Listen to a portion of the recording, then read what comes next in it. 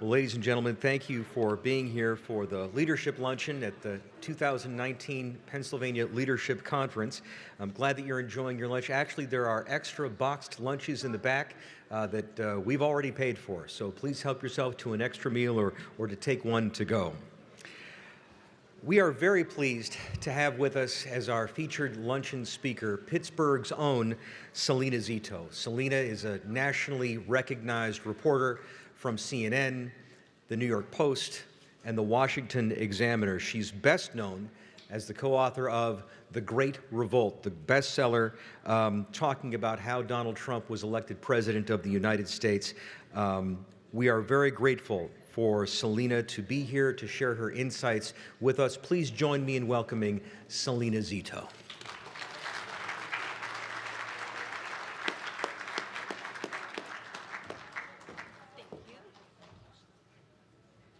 Hi, you guys. Any Yinzers out there? Don't raise your hand. I'm from the Paris of Appalachia, Pittsburgh, Pennsylvania. It's always nice to have a couple Yinzers in here. So, as Dave said, I am a reporter for the Washington Examiner. I am a weekly columnist for the New York Post. If you check out my story today, I have an interview with Mayor Pete from South Bend, Indiana. And I'm also co-author of The Great Revolt, Inside the Populist Coalition Reshaping American Politics. And so what I'm going to talk to you guys about today is this new conservative populist coalition that makes up the Republican Party, that shocked a lot of people in 2016 and is still greatly misunderstood, I think, within my own within my own profession. I think Kimberly Strassel said it perfectly last night, that reporters should possibly live outside of Washington for a year or forever. So I think to talk about what's continuously going on today, it's really important to step back for a moment and talk about how we got here. A lot of people within my profession believe that Donald Trump is the cause of what happened in 2016. He's not. He's just the result of it. This has been happening for years. And the first time I wrote about it was in 2006, and it was when Republicans were losing the House. Anybody remembers anybody remember the 2006 midterms? Ugly for Republicans, right? But Republican voters and independent voters and conservative Democrats who had been voting for Republicans since 1994 had essentially said, I'm done. I'm done with you guys.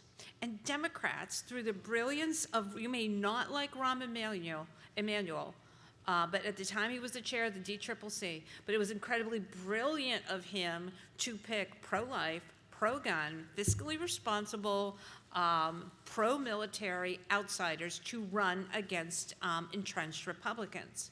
And Republican voters looked at them and said, those aren't Democrats, and they're not Republicans, and we're going there.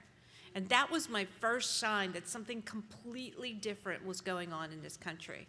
Because these Republican voters, these Democratic voters, and these independent voters were willing to vote for someone outside the system, who was conservative, was in favor of a little bit of government to make certain aspects of our lives comfortable, but wasn't tied to a larger institution, a larger political party. They were business people, they were veterans. Think Patrick Murphy, from Bucks County, Jason Altmaier. Patrick Murphy was the first Iraq War veteran who ended up serving in Congress, or Jason Altmaier, who was a healthcare advisor out in Pittsburgh, or Chris Carney, who was a military intelligence man. These are all people that won in our state because they weren't Republicans and they weren't Democrats. So let's fast forward to August of 2015, and Donald Trump comes down the elevator. Who thought he was going to win that day? Who took him seriously that day? I know I didn't. Okay, she did. But while I didn't take him seriously, when he came down that, not elevator, escalator, that would be ridiculous. When he came down the escalator, what I did notice is his speech. Does anybody remember that speech that day? No, because everybody talked about him talking about Mexicans and rapists, right? That's all my profession talked about. If you put his speech beside Bill Clinton's speech in 1992 when he announced, they're almost identical. It talked about having your back. It talked about the value and dignity of work. It was a great economic message. But you all didn't hear that because you heard all about, well, the terrible things that he said. It set a trend for what I noticed about the Trump campaign from that moment on, that when you're sitting at home, you maybe thought, there's no way this guy was going to win. And I'll get back to that in a moment. So the first moment I knew that he was going to win the nomination happened at the Iowa caucuses in 2016. Does anybody know how a caucus works? So you essentially you have a piece of paper, you walk into a room, sometimes they're as big as this, most of the time they're not.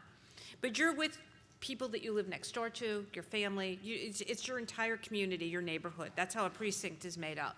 And you walk in with a piece of paper that you keep to yourself. And on that piece of paper is your list of the 4 people. Because if your person doesn't make 50% of that room, then they're out. And then it's the next person. And then there's some horse trading that goes on between people that are like, well, come to my guy, my guy's awesome. But more importantly, when I talked to people before they walked into the room, this is what their list looked like. Ben Carson. Well, first of all, if you know anything about the Republican primary voter or caucus voter in Iowa, they're all evangelical Christians or conservative Catholics. Like, that's what every voter is. So these are very religion, and it is very important to them. Faith is very important to them. So their list would always begin with Ben Carson. And they would say, I really like him. He's just like me. He shares my values. Second person on the list, Bobby Jindal. I like him.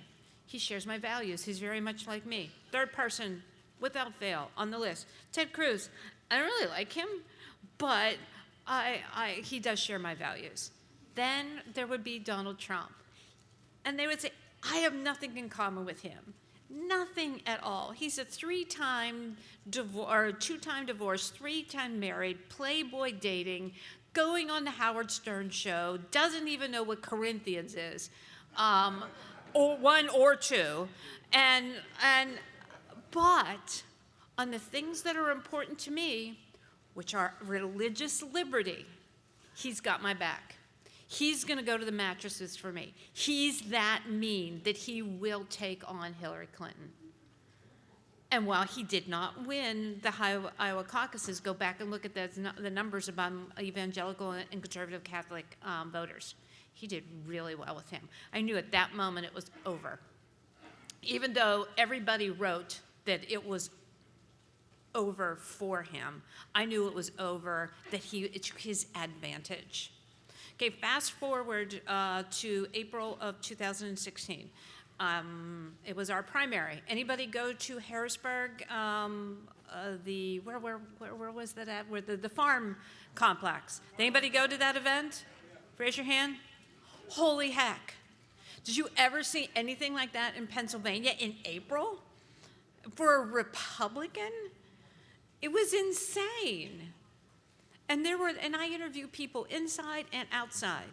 It wasn't just traditional Republican voters that were there. It was also people who switched their vote to vote for him. And they weren't doing it to be nefarious. They were doing it because he inspired them. And so at the end of April, I was like, there's something really weird going on. And maybe my profession doesn't get it. So the way I approach reporting, I don't fly. Not because I'm afraid to, I just find it really annoying. But in terms of reporting, if I want to get to a town in Oklahoma, or if I want to get to a town in Michigan, what happens from the time I walk out my door in Pittsburgh to Michigan on a plane, I won't know how what's going on in the country in between. So I don't take the interstate either. So yesterday when I drove from Pittsburgh to here, I was on State Route 31 to Bedford, then on the Lincoln Highway, then on something called 915, then on 522, and then somehow I ended up on 11. So, but I can see how good we're doing and how bad we're doing. And that's how I was understanding from April until July.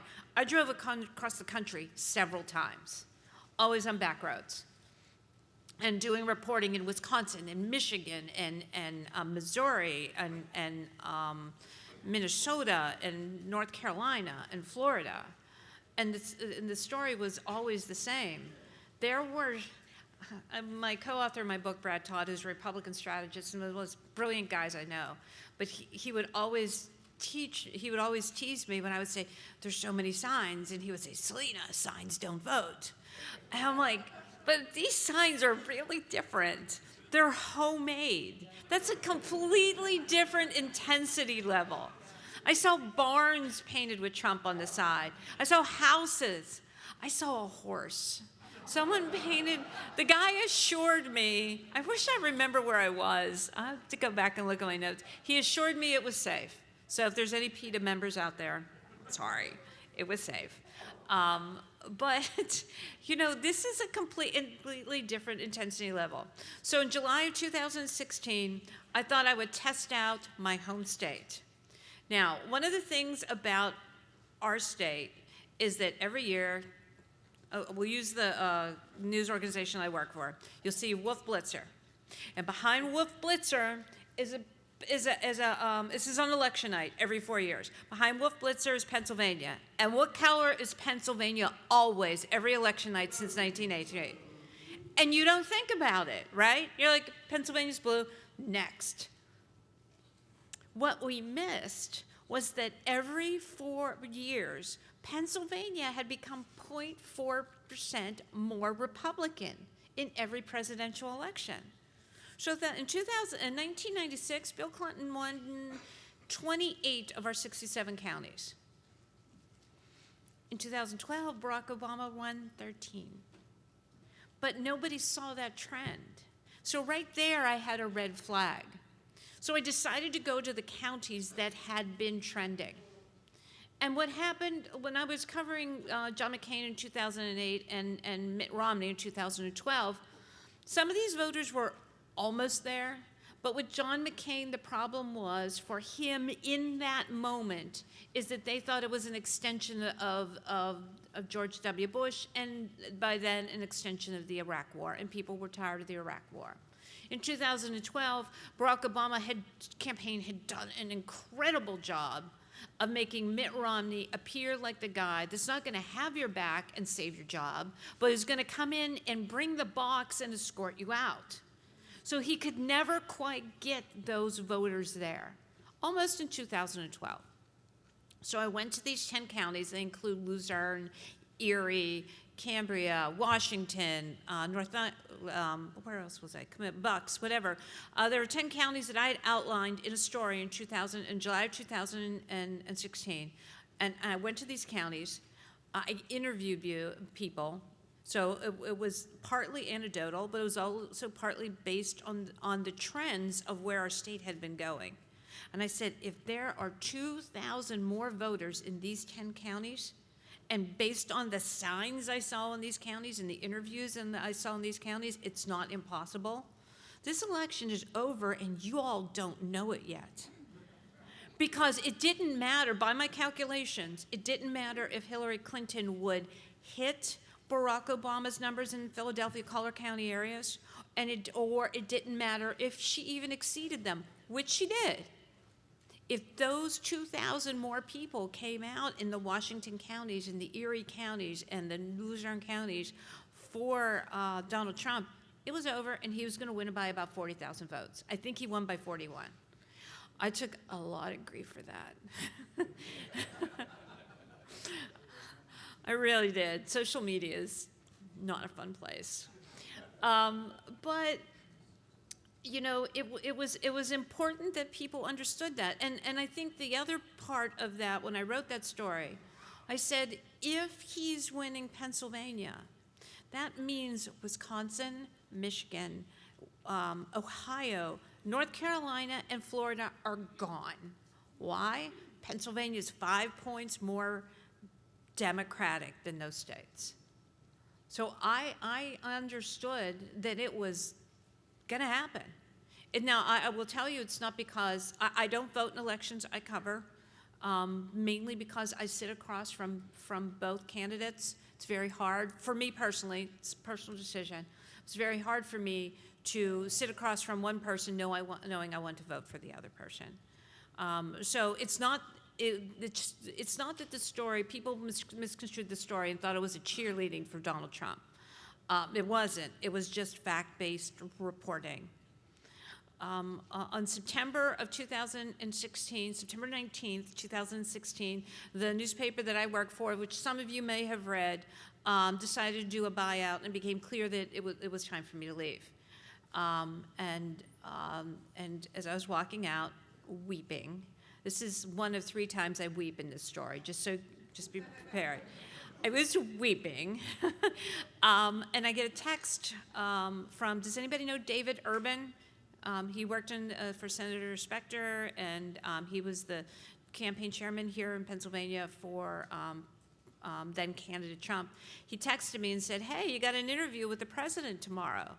I mean, not the president, the candidate. I'm like, oh, that's awesome. I don't have a job. So I called or I emailed the New York Times and a bunch of other places to see if they would take the interview. No one was interested. I eventually did a freelance job with The Atlantic. Ironically, they were the only ones that would take the story. So in that story, when I interviewed him, it's when I said to him, voters take you literally. I mean, voters take you seriously, but they don't take every word that you say literally. Whereas my profession takes every word that you say literally, but they don't take you seriously. And that sign, that quote, everyone has stolen it, by the way, since then. But that quote kind of actually helped me. And for the next 7 weeks, I worked for 4 different news organizations, writing 4 different stories, 7 days a week, still traveling across the country, not making very much money. But I did want to finish the election. Before I get to the other part, I will tell you, one of the things is anybody here, did they not, be honest, did you not think he was going to win on election night? Raise your hands. Here's why I think you didn't think he was going to win. So when I go to a different town, as I said, I take the back roads. When he was going to do a rally, I would get to a town 3 or 4 days ahead of time. Settle in at a bed and breakfast. Always stay in a bed and breakfast. There's small business owners. That's really important. Plus, I knew where all the bodies were buried because small business people always know where all the bodies are buried. But I got to know the town. I would go to church. I would go to a basketball game or football game, whatever. I would try to get to understand the community before the rally started. Then when the rally would start, I'd get there like 5 or 6 hours ahead of time. Has anybody been to a Trump rally ever? It's a freaking tailgate party, okay? And nobody can tell me anything different. It is a tailgate party. You brought your grandma, you brought your Aunt Susie, you brought your kids, you have your fold-out chair. It is a party. And you know what people are at these events? They're happy. They're really happy. But you're sitting at home and you are watching the news and you think everybody's really pissed off. Why? Because everyone else in the press corps gets on the same bus in Washington, and that bus takes them to the same airplane, and that airplane takes them all together to the Marriott airport where they get their points. And then from that Marriott airport, they get to the rally 7 minutes before it starts. Now, we're all in the same cage, but I've been there for hours at the rally, and I've been in town for days. So your instinct as a reporter is to latch on to the unusual. So if you all turned your television on, I will guarantee you saw the same 7 angry people or weirdly dressed people that they found at a Trump rally, and everybody would interview them. So you're at home looking at these people, and you're like, they're crazy. He's not going to win. These people are crazy. And then they would pick out maybe 5 things that he said and that were crazy, because he does that. Let's not pretend anything different. And they would put that on the news. So you're sitting at home and you're like, okay, the people that like him are crazy and he's crazy. He ain't gonna win. I saw a completely different story. I saw people that were incredibly aspirational. They wanted to be part of something bigger than themselves. And I think, and they valued the dignity of work. They valued the freedoms that were important to them. Religious liberty was one of the utmost importance.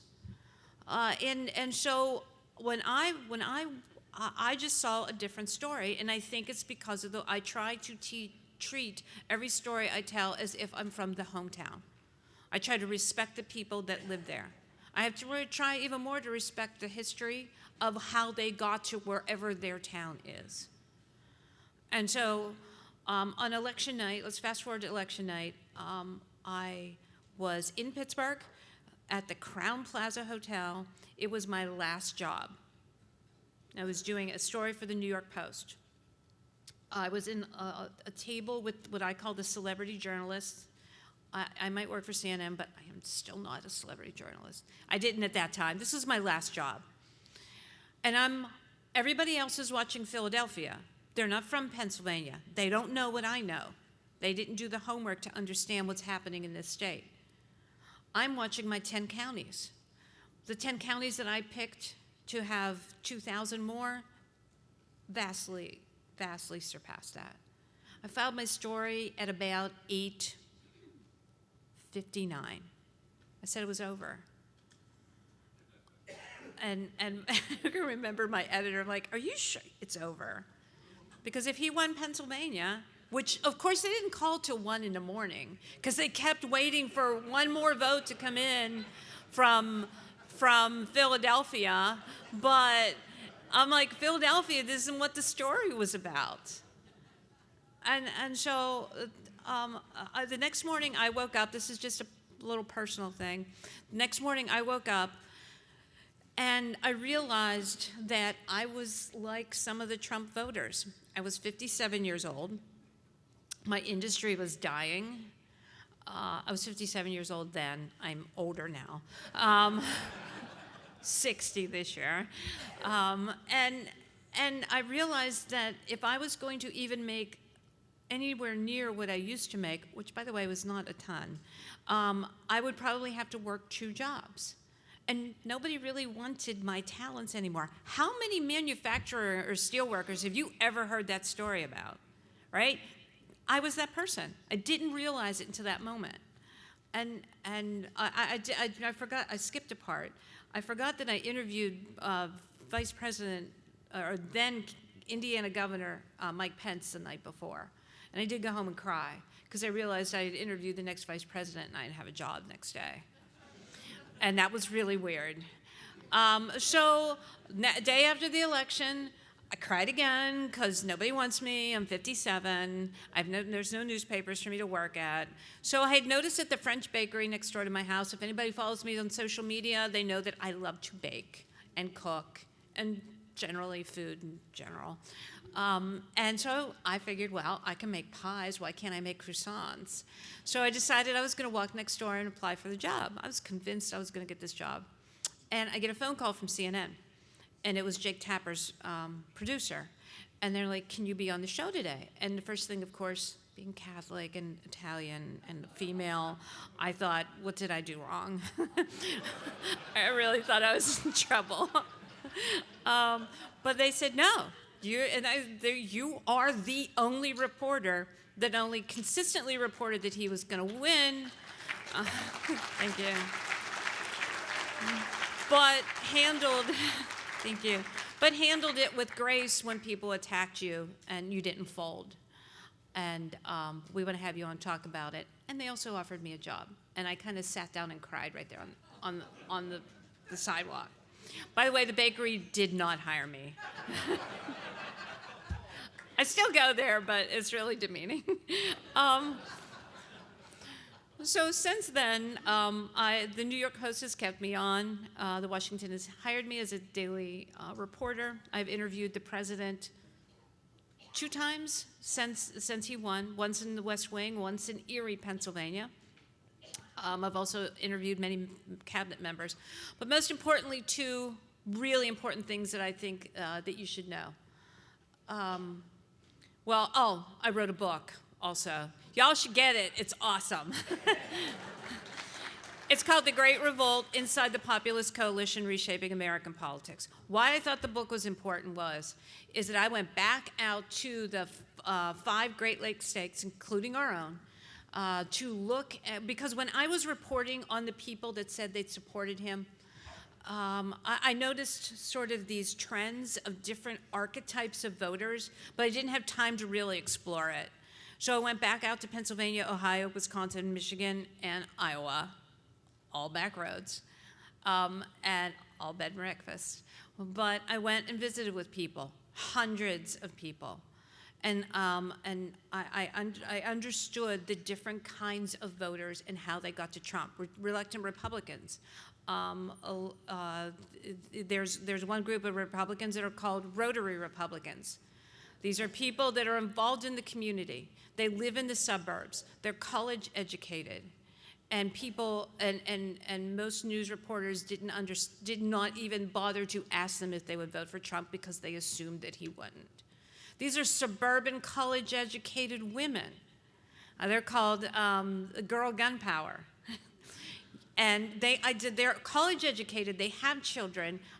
Many of them have very big careers. And they also identify themselves as feminist.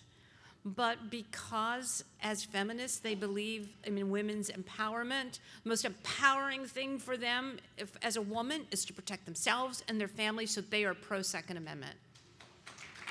These are also voters that nobody saw, absolutely nobody saw. There's also the Perroistas, named after Ross Perot. These are the voters that come out like Haley's Comet.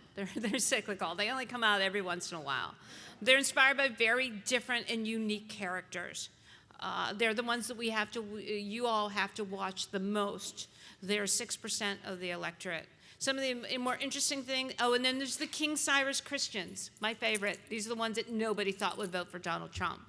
Evangelical and conservative Catholic Christians. And does anybody know who King Cyrus was? Persian king, led the Jews back home to Jerusalem to rebuild their town, to rebuild their city. That's the short version. It's much longer in the Bible. And they had nothing in common with this dude, right? But he had their back. He brought them back to Jerusalem, the Israelites. Well, the same with evangelical and Catholic Christians. They decided to vote pragmatically and not vote their values. I mean, think about this. If you're a Chamber of Commerce type person out there, and you look at a primary and you see the evangelical Christian person win again, and you're like, why can't these voters be more pragmatic? They were. They believed that this was the last time to get a Supreme Court nominee, a conservative constitutionalist on the Supreme Court, and they believed that religious liberty was at stake. Think about the Christian baker. These things were at stake, and this was important, and damn it, Donald Trump was just mean enough to stand up for them. And he did. Of all of the archetypes in the book, he has had their back. He is the only president, including Ronald Reagan, since Roe v. Wade has became law, that has stood in the Rose Garden and spoke on the day of the March for Life. There is no other Republican that has done that. Now, what happens going forward? First of all, again, guys, get the book. You really love it. But what happens going forward? Here's some of the things I know. I know that that the Senate races in 2018 were the most important ones to understand in terms of, does the Trump coalition stay together? It does. On the congressional side, if you look at the exit polls, Trump voters did show up, and they did show up for the Republicans. It's just that the Democrats finally woke up and showed up as well. So what is the challenge going forward?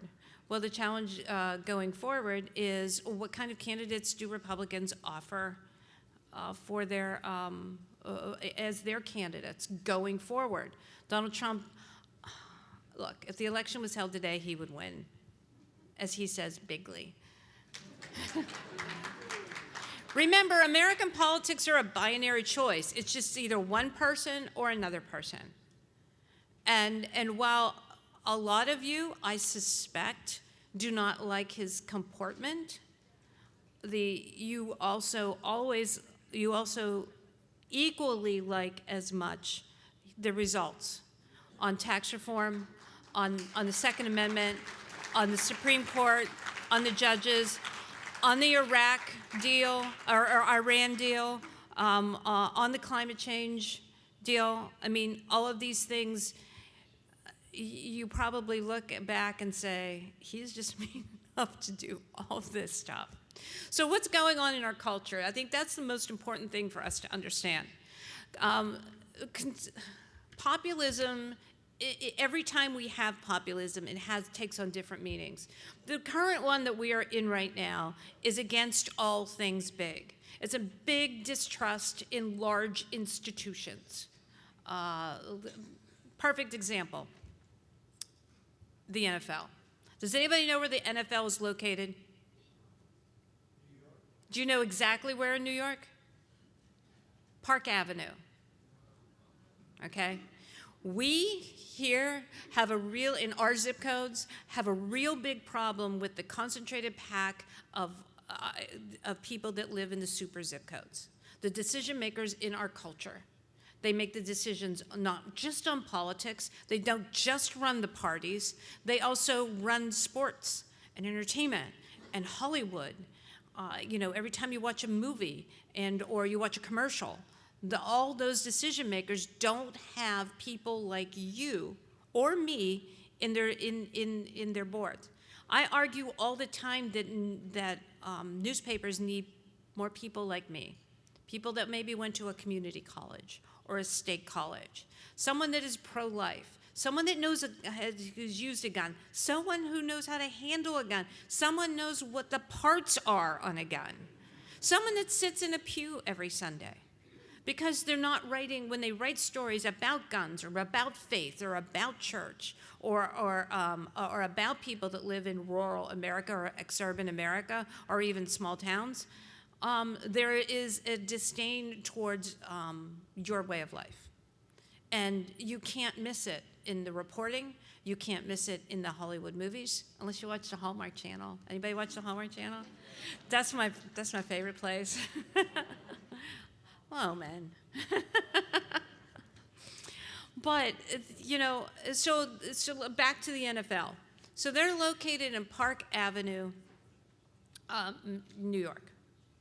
When the NFL controversy came up with Colin Kaepernick, they really squandered their decision, right?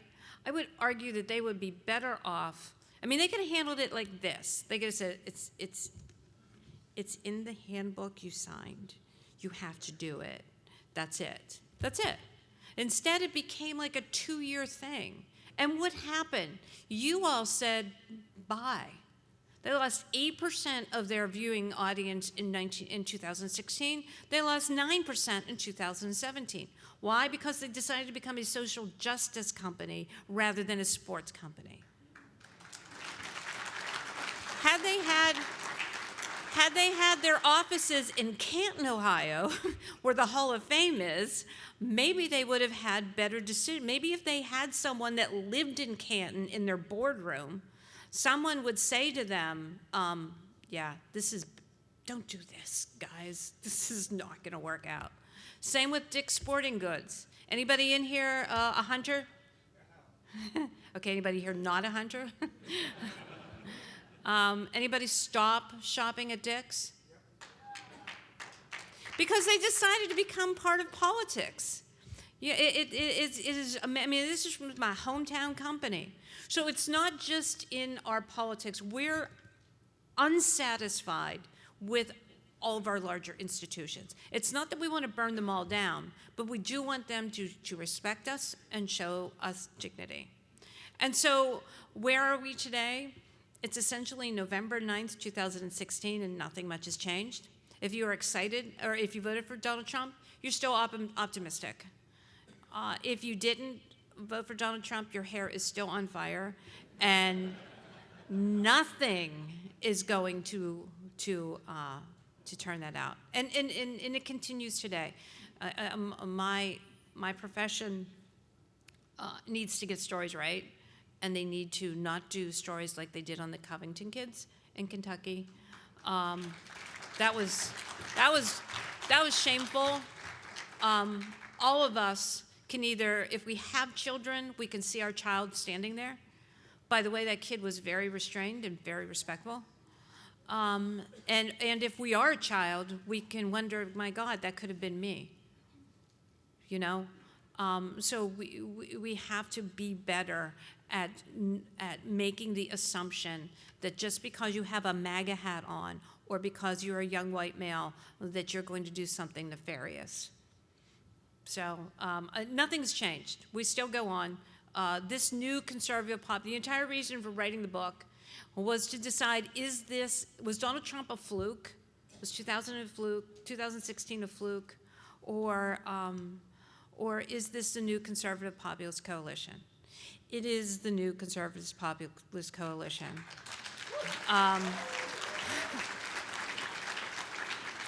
The bad news for Republicans, though, is I think entitlements are dead for about a generation. That is not a big deal to this coalition. But there are other ways to win them over on this issue, but it's not at the forefront as it was in the days of Paul Ryan. Okay, does anybody want to do questions? Anybody want to ask any questions? For folks who want to ask a question, please line up over here, and we'll take them one at a time. Oh, if you want to, I'm all over the country, so if you want to follow me, just go to my website, selenazito.com. You can sign up for my emails. All I do is send you dispatches from across the country. There's some really interesting stories that are happening across this country that you probably don't even know about, and you might enjoy them, and also the book. Go for the book. I struggle with this daily. If a large metropolitan area like Philadelphia or New York has a liberal media, which they obviously do, you could say they service their people who live in that area. But how can you justify smaller areas, like areas you specifically going to, having such a dominant liberal media in towns like Carlisle and Mount Holly and small areas? The television stations and the newspapers in no way reflect us, and I call them like 20 times a month, and complain. So that's You're their just best me. friend. Well, here's the problem with my industry. It tends to only want people that have degrees from Ivy League schools, yeah, I mean, when you send your kids off to school, you got to send them off to school with an ability to make a critical analysis of things, and sometimes these schools change them. But the problem lies in part in the education, and when you're around. I mean, when I'm in Washington for longer than 24 hours, I get hives. I'm like not kidding. Yes, you said 2018 the Democrats showed up as well as the Republicans. What about your thoughts on the 45 congressmen who decided to retire that year? Oh yeah, that had a big that had a lot to do with that with them losing. They didn't either couldn't stand the heat in the kitchen, or they weren't part. A lot of these guys were establishment people who did not like Trump's comportment, and nor did they line up with this conservative populist coalition. I mean, the first person I think from around here is Charlie Dent. I mean, he just didn't want to be part of that, and you know.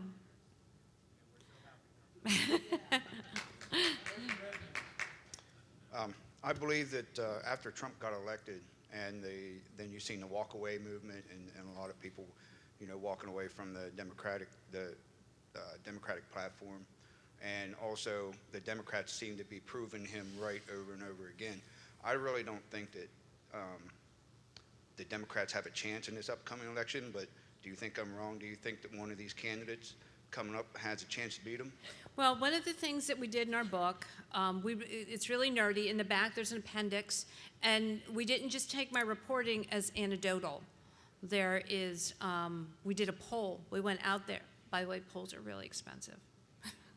We did a poll out in the areas to make sure to validate everything that we said. One of the most interesting things about the Trump voter is 34% of them will not tell a family member or a friend that they were going to vote for Donald Trump. So I always add 5 points onto any poll about Donald Trump, at least 5 points. But think about that. 24% of Trump voters did not tell a family member or a pollster or their cat or their parakeet that they were going to vote for Donald Trump. Well, you're actually, yes, I did the same thing. I kept quiet about my choice because I voted for Trump. And to your credit, by the way, you look 20 years younger. You really don't look like you're 60. Oh, thank you. So I just want to state that. And excellent journalism. You're amazing. So I just want to throw that out there. I just had one question regarding, especially this is related to journalism, especially with social media. One of the biggest things that I've noticed is that, especially with, shadow banning and so on, that we're seeing, even Alex Jones, even though I know a lot of people are like, oh, it's okay, it's Alex Jones, but here's the big question mark. Is this going to continue with other conservatives who are mainstream, or who do, follow the line and make sure that everything is, reported appropriately, who aren't fake news, or even, Alex Jones is a sensational, but the other journalists, like, for example, like Sean Hannity and so on, they've spoken out about this. What are your thoughts about these technocrats, silencing and voicing conservatives? Well, technocrats are part of the larger institutions. I have an entire chapter about that in the book. Buy the book. They're part of the problem. I wrote a story. I forget what it was about. It wasn't even that big of a deal for the New York Post. I actually can't remember what the story was about, but they asked me to go out and ask voters what they thought about it. And I went out and asked voters what they thought about it, and Facebook banned it. They took it off everything. I ended up writing a story about that, which is weird. It's very weird to write about yourself.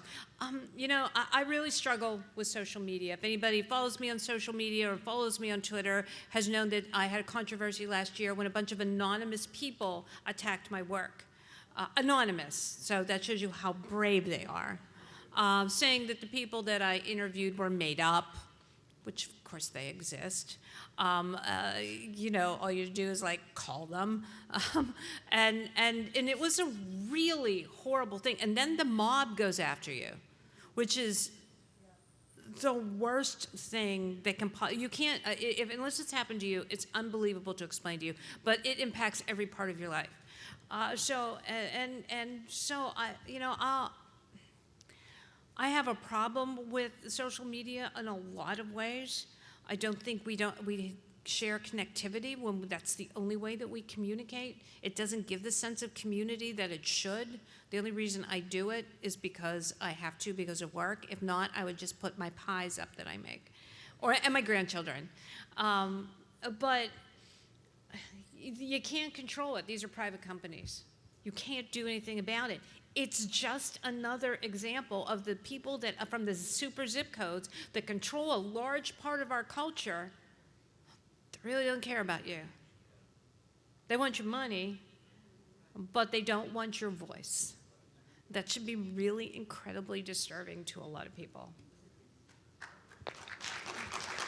So, Selena, there's a $22 trillion national debt, and this is one of these things, chicken or the egg. I feel like there really isn't a great deal of mainstream press coverage about this, and therefore there doesn't really seem to be a lot of concern among the general public about the $22 trillion national debt, and it's growing. Is this something where it's just not being covered properly? It's not that it's not being covered properly, because you can see like the AP buzz stories about it, on a pretty consistent basis. Having said that, it's not at the forefront of our national conversation right now. Right now, I would argue, and I'm going to suspect that you agree, we're in the middle of a crazy culture war. Their trimester abortions are now mainstream for the Democratic Party. Wanting 16-year-olds to vote is now something that the Democratic Party wants to make happen. Getting rid of the electoral college and doing a national popular vote.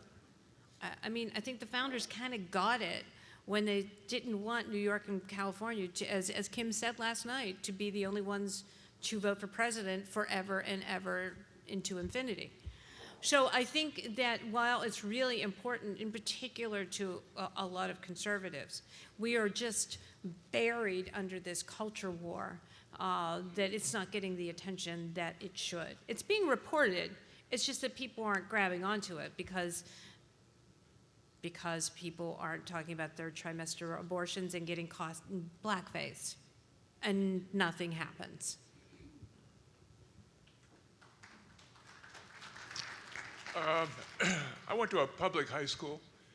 In 1958 was there, and they taught us about the Dewey Truman election in '48. And I remember distinctly them saying, well, the polling wasn't good, Dewey lost. But they did notice that on all those little whistle-stop tours that Truman made, there were these gigantic crowds. So how do these, I guess they don't teach that. How do these reporters who, they go to Harvard, whatever, they didn't know that something like that had happened before? Is that what they're trying to say? Well, historical perspective sometimes is lost a lot. I don't think they thought, look, Mitt Romney had 34,000 people at his event in Bucks County in election night the night before the election in 2012, and he didn't win. I think a lot of them looked at that and said, that crowds don't mean anything. And I think they just didn't take it seriously. They didn't take it seriously. Unfortunately, I still don't think they take any of you all seriously. I mean, has anybody really changed their mind?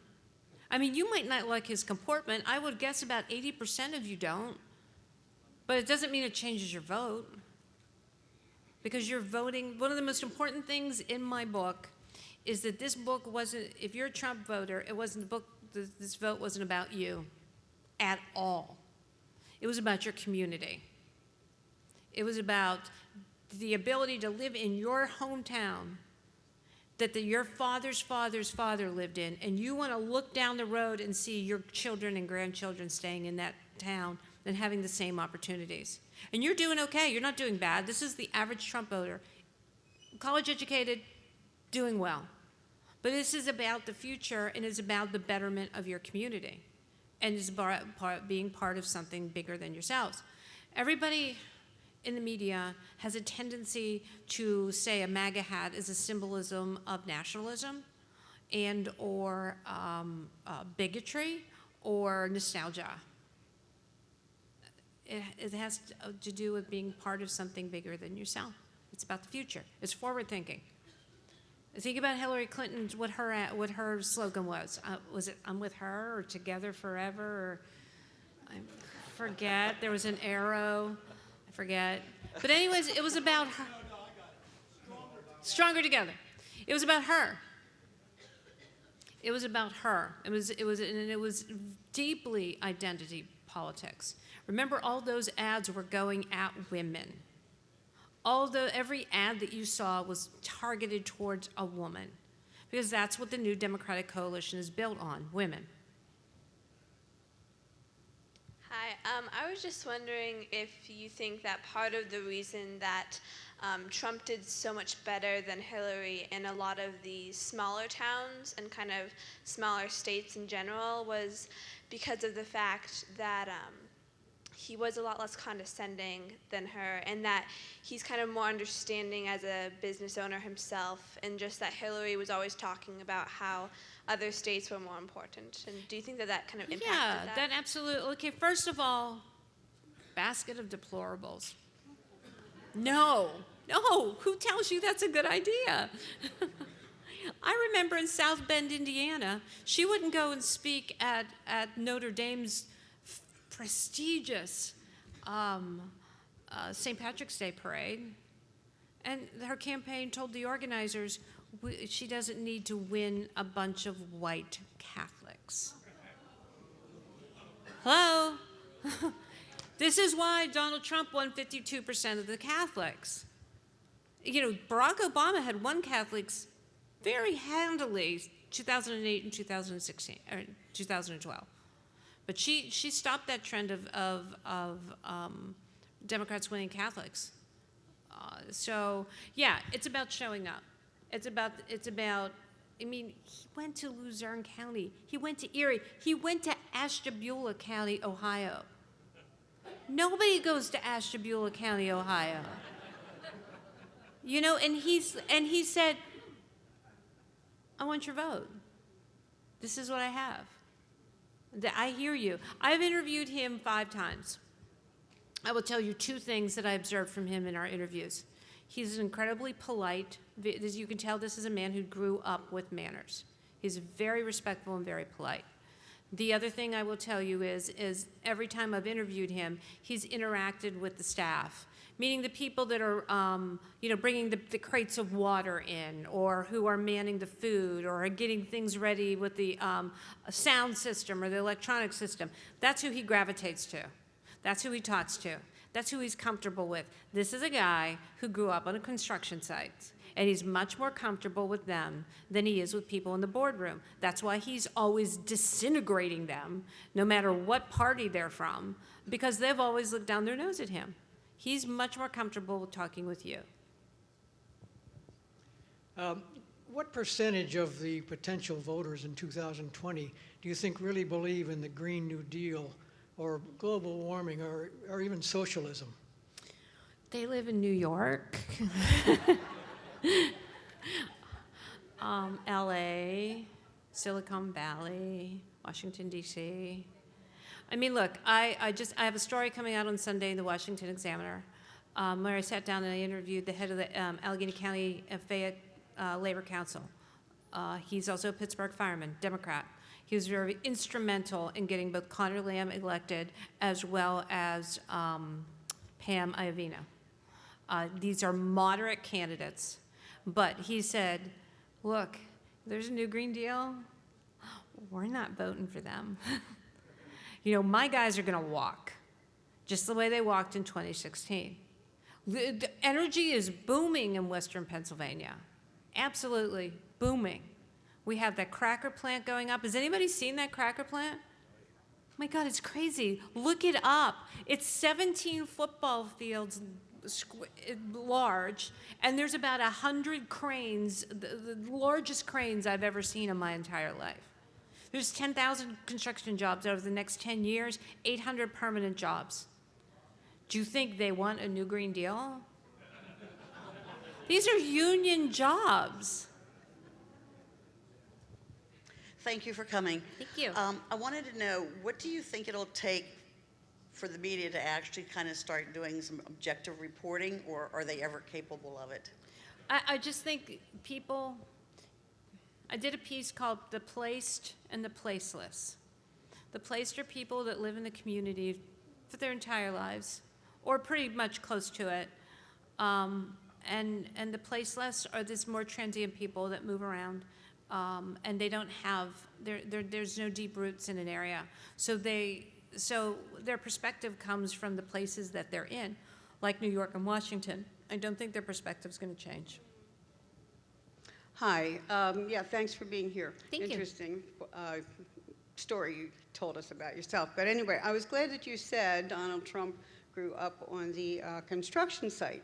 And we must remember that being at all those construction sites, all those people out there, they are not, they don't have a lot of comportment or manners or whatever. It's just rough and ready, and they're building, they're building things, and that's what he was used to. But he knows how to be a statesman when it's time. I mean, when he was in England, when he is in that Asia troop, he was a statesman. He has had very good terrible opposition, but good statements when he has the opportunity to be the gentleman that he really is.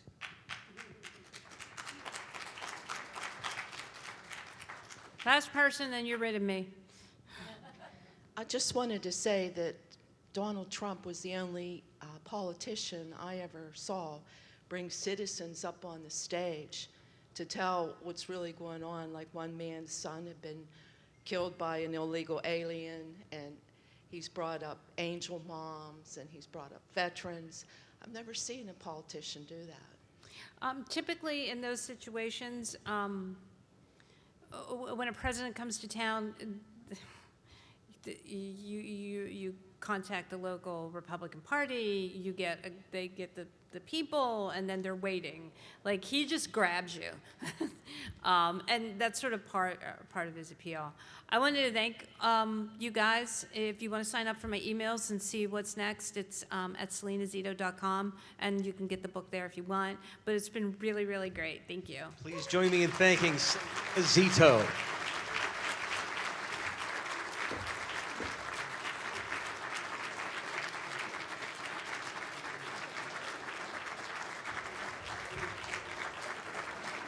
Yes, thank you so much. Pittsburgh's own